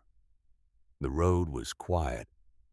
The wind had dropped to nothing, which happened sometimes in the late afternoon on the panhandle, a stillness that felt like the land listening. Cecily looked at Pruitt and understood several things in quick succession. He had filed already, or he was about to, and he was here to watch their faces when he said it. He was here to see whether they knew about the survey discrepancy and what they intended to do with the knowing. He was measuring the distance between what they had and what they knew they had. "That's very considerate of you," she said. He looked at her. The reasonable voice stayed, but the eyes recalibrated. "You're from Philadelphia, Mrs. Calder," he said. "Your father was a lawyer." "He was," she said. "A good one, I understand, though his later years were difficult." A pause precisely waited. Business can be unforgiving. She looked at him with the steadiest expression she had, the one she had learned in courtrooms watching her father hold a room. "Business can be," she said, "particularly when someone makes a deliberate effort to make it so." The reasonable expression stayed in place, but something behind it went very still. "I have no idea what you mean," he said pleasantly. "I know," she said. "That's all right. You will." He looked at her for a moment longer. Then he looked at Holt, who had said nothing and whose silence she was beginning to understand was its own form of speech, the silence of a man who has given the ground to someone better positioned on it and knows exactly what he's doing. "I look forward to the county process, Mr. Calder," Pruitt said. "These things are best resolved through proper channels." "They are," Holt said. Pruitt nodded. He turned his horse and rode south with his 2 men at the pace of someone who is not hurrying because he does not need to. They watched him go. Then Holt said, without looking at her, "How much time do we have?" He said, "Tomorrow morning," she said, "which means today. He's filing today and calling it tomorrow to give himself the night." She turned her horse toward home. "We need to get the original survey to the county clerk before he does. Tonight. The county clerk's office closes at 6. Then we have 2 hours," she said, and she put her heels to the mare. They made it with 30 minutes to spare. The county clerk was a small man with the permanent expression of someone who has processed a great many pieces of paper and maintains his equilibrium by treating all of them as equally significant, which is to say, not very. He looked at the original survey. He looked at Cecily's father's notes. He looked at the signed statement Elias Dunt had written out before they left Tascosa, witnessed by a neighbor. Dunt had called in for the purpose with the practicality of a man who had spent 40 years understanding what proper procedure required. "This is a counter-declaration," the clerk said, "contesting the validity of the federal survey copy and asserting the primacy of the original document." "Yes," Cecily said. "If I file this tonight, it becomes part of the public record before any challenge filing tomorrow." "That's correct," she said. He looked at it for another moment. Then he looked at Holt. "This is your land, Mr. Calder."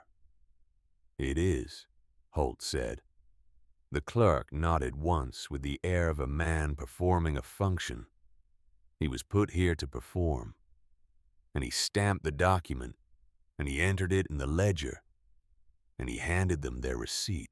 Outside in the failing light of a Tuesday evening in Amarillo, they stood on the courthouse steps with the receipt in her hand and the specific quality of silence that follows the completion of something that has been a long time building.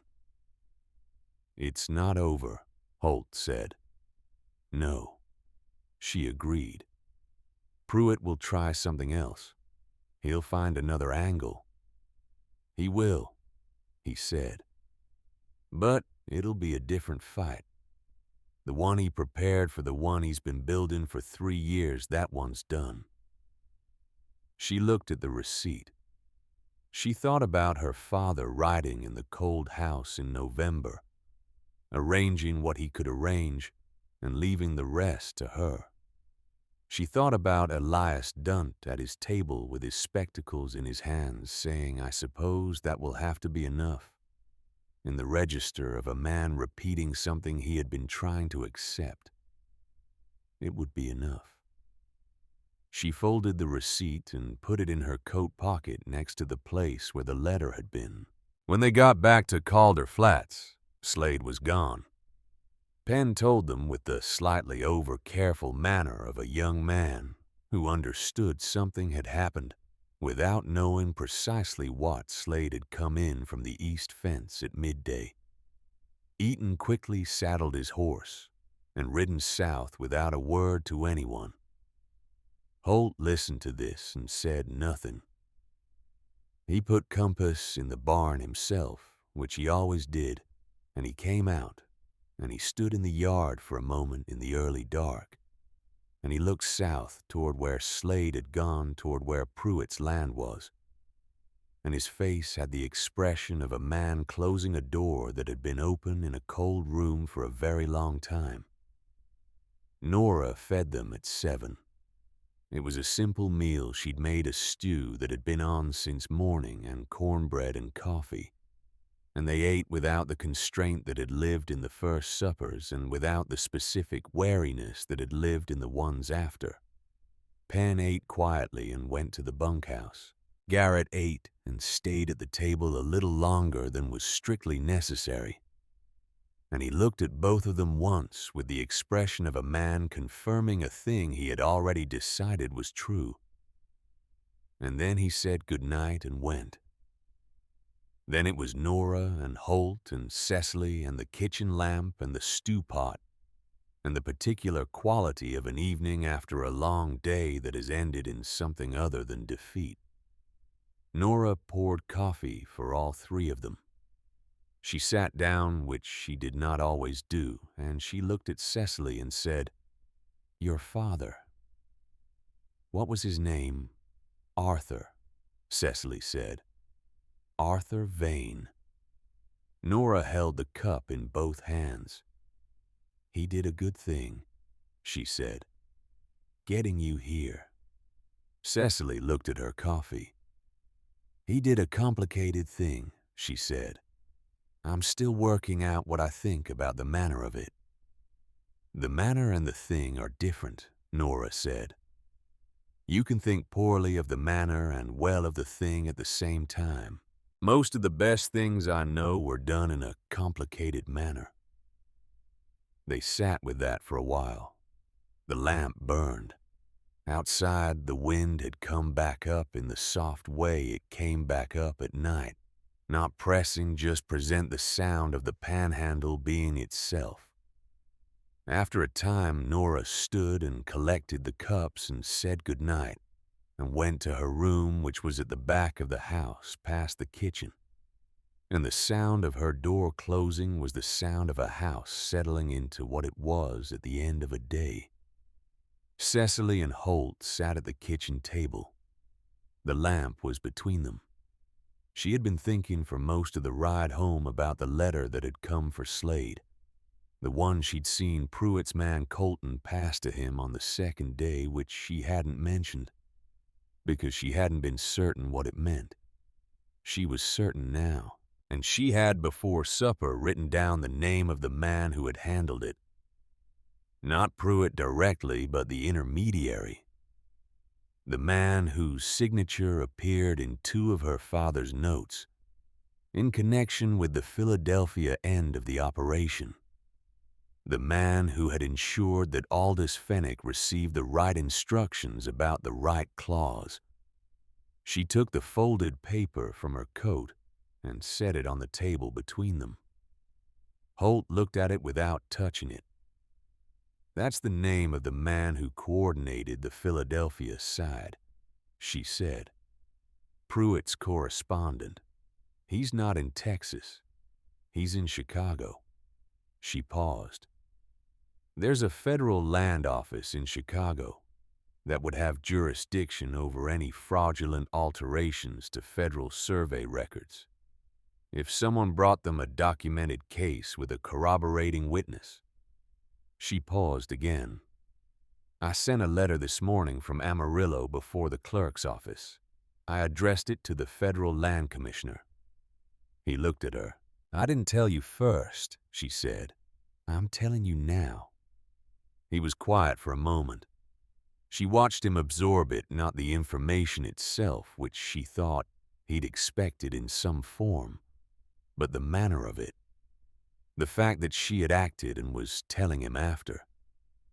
"Is that how it's gonna work?" he said. "Between us?" She held his gaze. "No," she said. "That was the first time and the last. I did it before I knew for certain whether you'd agree, and I was not willing to wait and find out. I understand that's not the arrangement we made." She paused. "I'm telling you now because the arrangement we made matters to me, and that means when I break it, I say so." He was still for a moment. "Then, what did the letter say?" "It said that there was documented evidence of deliberate alteration of federal land survey records in Potter County, Texas, dating to 1871, and that a witness with direct knowledge was prepared to testify, and that a named intermediary in Chicago had coordinated the more recent elements of the fraud." She paused. "I gave them Elias Stunt's name and address." Holt looked at the folded paper on the table. He looked at it for long enough that the lamp between them shifted slightly, in a draft from somewhere sending a brief flicker across his face. "My brother," he said, "would have done exactly the same thing. Acted first, explained after." He looked up. He was right about half the time. And the other half is why there's a grave with no marker on the North Road. She did not look away. "I know," she said. "I know there's a risk in moving fast. I moved fast because I believed the risk of waiting was larger." She held his gaze. "I still believe that. But I'll tell you before next time. Whatever I'm thinking, whatever I'm planning, I'll tell you." He looked at her for a long moment. "All right," he said. He picked up the folded paper and looked at the name and set it back down. "Chicago," he said. "Chicago," she said. He almost said something else. She could see it in him, something forming and then reconsidered, not from avoidance, but from the specific restraint of a man who has learned not to say things until he's sure of them. "It's late," he said instead. "It is," she agreed. She stood.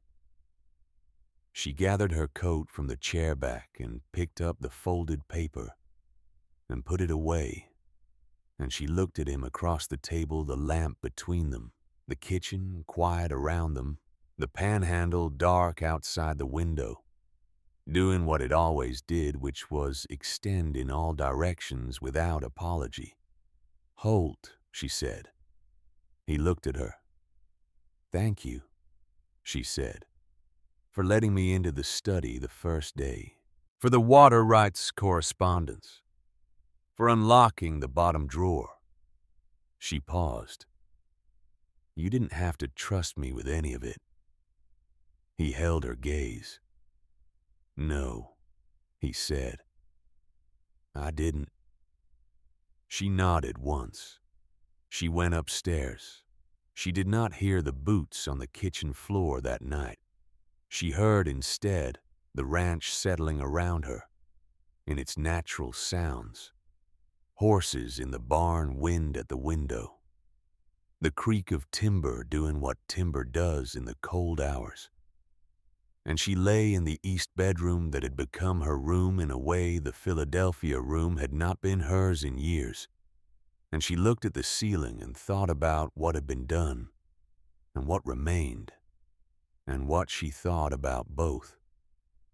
The fraud had been in the ground since 1871, patient, and waiting the way some things are patient.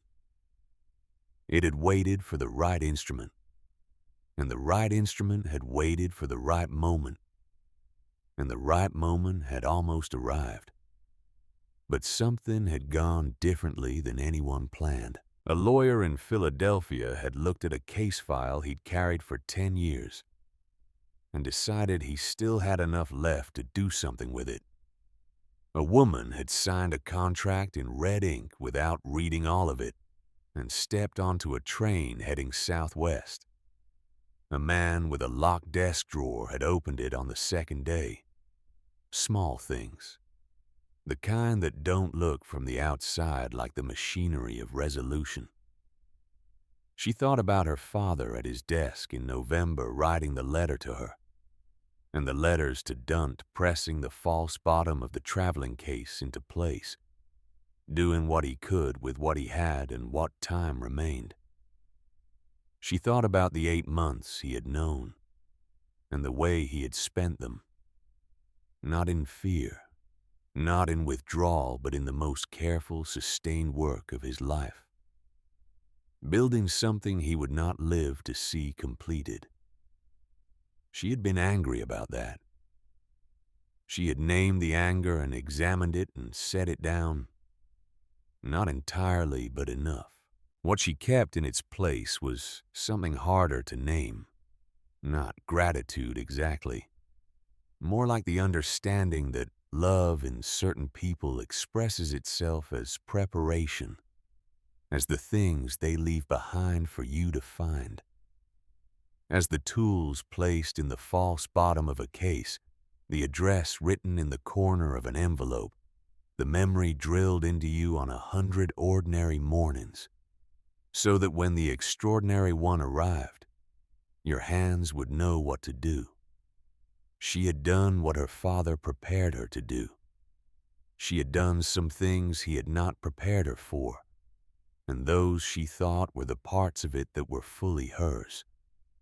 3 months later, on a morning in July, when the heat was already built into the air, before the sun had fully cleared the horizon, a letter arrived from the Federal Land Commissioner's office in Chicago. Holt brought it to the study where she was working, where she was always working in the mornings.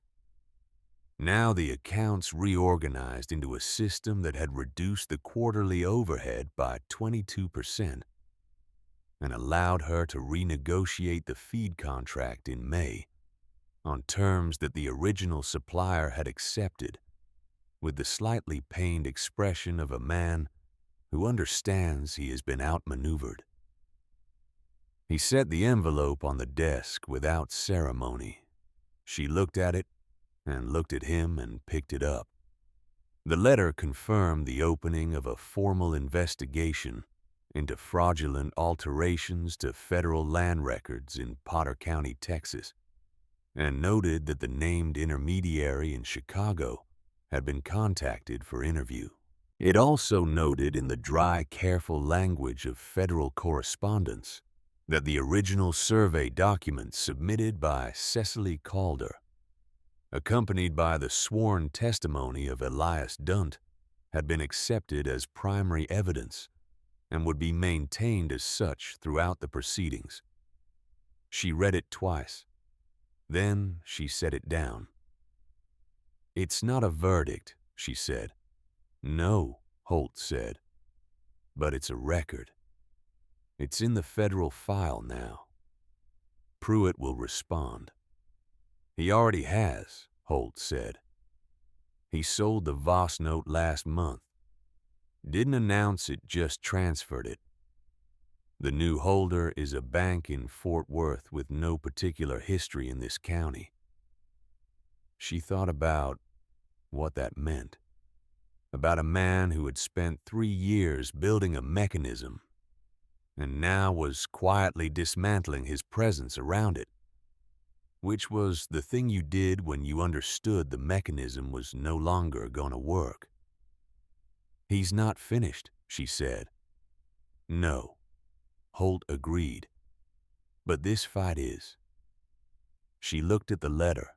She thought about Elias Dunt in his house in Tascosa, reading his copy of the same correspondence with his spectacles on and the lamp lit, finally doing the thing he had failed to do 40 years ago, and finding it, she hoped, something like relief.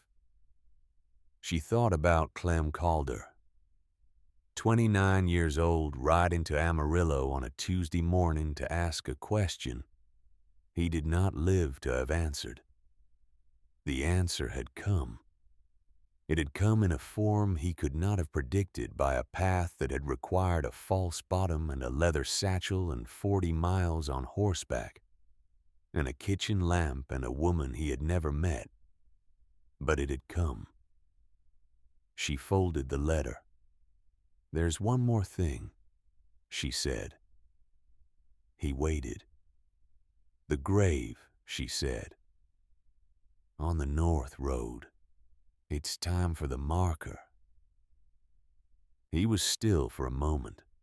She watched something move in him, not the controlled movement, not the managed version, but the actual thing underneath it, which was grief that had been waiting for permission. "I know," he said. And then, quietly, "I didn't know how to do it while it still felt like I hadn't finished what he started." "It's finished enough," she said. "It'll never be the way you wanted it to end. But it's finished enough to put his name in stone." He looked at her for a long time. At some point in the looking, the careful distance he maintained, the distance she had understood from the beginning, was not coldness, but the specific defensiveness of a man who had lost things and was still in the process of learning what it cost him, went somewhere else. Not gone, but no longer between them the same way. "All right," he said. A week later, on a Sunday morning, when the rest of the ranch was still, they rode out to the north road together. He had a stone. He had cut it himself, she knew, because she had heard the sound 2 evenings ago from the barn and had not asked about it. It was a flat piece of red sandstone, about the width of a man's chest, with the name carved into it plainly, and the year of birth. No year of death. She had expected that. She had understood when he said he wasn't ready that this was the part he was not ready for. He set it into the ground at the head of the grave, and he tamped the earth around it with the flat of his boot, and he stood back and looked at it. She stood beside him and said nothing, because there was nothing to say that the stone did not already say. And because silence offered at the right moment was not loneliness, it was the opposite of it. It was the thing you gave a person when you understood what they were carrying, and you stayed anyway. The Panhandle morning was still. The sky was the particular blue that came in July before the heat built clean and high and absolute. A hawk circled somewhere south of the road. After a while, Holt said, "He would have liked you." "How do you know?" "Because you would have argued with him," he said. He liked people who argued. He said most people agreed too fast because they were afraid of the friction, and that friction was just how you found out what something was made of. She thought about that. "My father said something similar," she said. "He said a case that wasn't challenged wasn't a case, it was just a document." He looked at the stone. "Cecily," he said. She looked at him. He was still looking at the stone, and his profile in the morning light had the specific quality of a face that is about to say something. It has been carrying without a name for longer than it understood. "I know this started as an arrangement," he said. "I know that's what it is on paper. I know I asked you here for reasons that had more to do with a land dispute than with anything else." He paused. "I find that those aren't the reasons it is anymore," he said. "For me. And I wanted to say that plainly because you asked me at the beginning to tell you things plainly, and not to let you stumble into what you hadn't been told. And this seems like the kind of thing that qualifies." She looked at the stone. She looked at the name on it. Clement Holt Calder. And she thought about brothers and fathers and the things that people leave behind and the things they stay for. "I knew when I was halfway across your yard on the first morning," she said. He looked at her. "That this was going to matter," she said. "I didn't know how much. I didn't know what shape it would take. But I knew the calculation had changed." She paused. "I didn't say so because I didn't know yet whether I was right about you. And now—" She looked at him in the morning light. This man she had known for 3 months, and in some ways much longer the way you know a person. When you have seen what they do, when the thing they built is threatened, when you have watched them hold a locked drawer closed until they decided they could open it, when you have sat with them in a kitchen after a long day and understood that the silence between you was not empty. "Now I'm certain," she said. He reached out and took her hand. Not a dramatic gesture, not a performance, just a hand finding another hand in the specific way of two people who have been working toward the same point from opposite directions and have finally arrived. They stood at the grave in the July morning with the panhandle extending in all directions around them, and the name in the stone and the hawk still circling south, and the sky the color it gets when the day has not yet decided what it will become. After a time, they walked back to the horses. They rode home the way they had ridden out many times now, side by side, the distance between them. A comfortable one. The silence between them. A comfortable one. Calder Flats came into view on its rise above the dry creek bed, and the windmill was turning and the barn was sound, and somewhere in the kitchen Nora was making something that would be ready at noon. It was a Tuesday in July in Texas in 1889. It was in all the ways that counted a beginning.